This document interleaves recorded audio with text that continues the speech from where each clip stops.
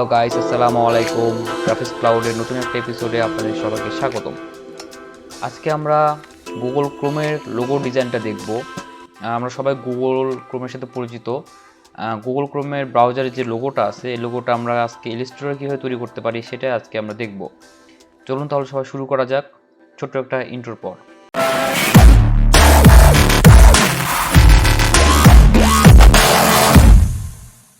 Okay guys, চলে আসলাম আমরা আমাদের ইলাস্ট্রেটরে। এখানে আমরা দেখতে পাচ্ছি চারটা আমি কালার নিয়ে রাখছি।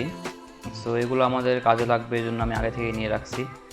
সো প্রথমে আমরা যেটা করব, ফার্স্টে আমরা এখানে দেখতে পাচ্ছি ইলিপস টুলটা নিচ্ছি এবং এখানে যদি আমরা একটা শিফট অল্টার ধরে ড্র্যাগ করি তাহলে দেখতে পাবেন এখানে একটা সার্কেল তৈরি হচ্ছে এবং এটা অবশ্যই ফিলটা নান করে দিবেন এবং স্ট্রোক থাকবে আপনার পছন্দ মতো কালার নিতে পারেন।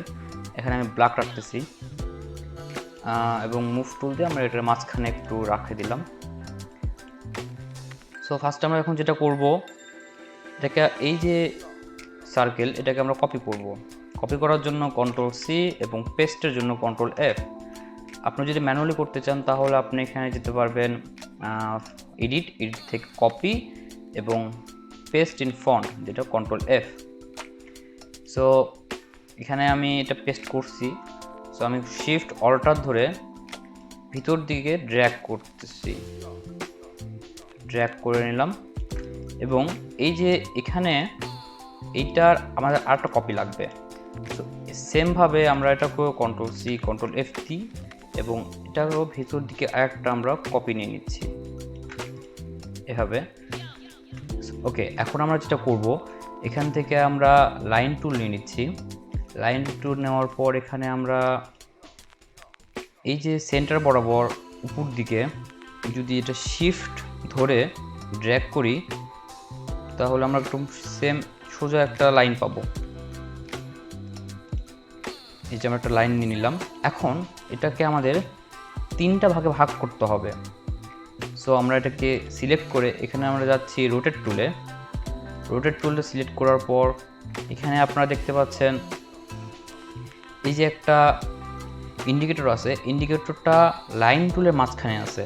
সো এটা এখানে রাখা যাবে না। এটা আমরা যেহেতু চাচ্ছি যে আমাদের যে সার্কেলের চারিপাশ দিয়ে আমরা তিনটা ভাগ করতে যাচ্ছি, সো এই জন্য আমাদের ইন্ডিকেটরটা এই যে মাঝ বরাবর রাখতে হবে। সেই জন্য আমাদের এই কার্সারটা এখানে সেন্টারে রাখার পর অল্টার ধরে ডবল ক্লিক করলে আপনারা এখানে দেখতে পাবেন অলরেডি এখানে আমার প্রিভিউ করা ছিল।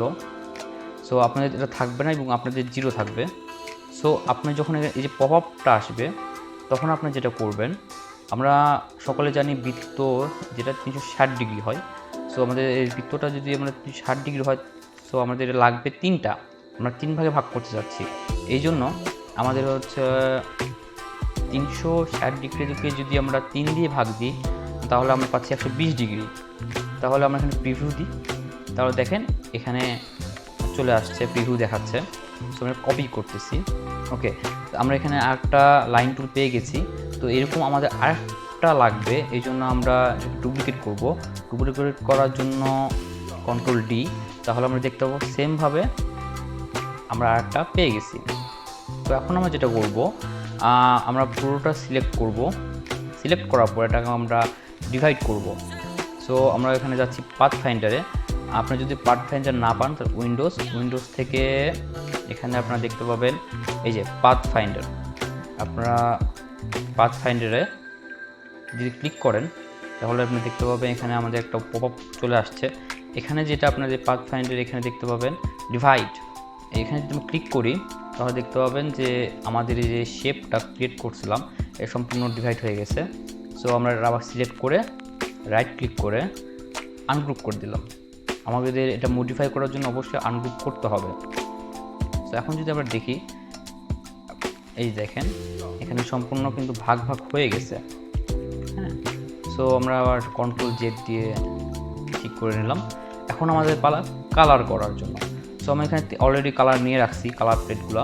সো ফার্স্টে আমরা এটাকে কালার করার জন্য এই যে আইড্রপার টুলটা নিচ্ছি।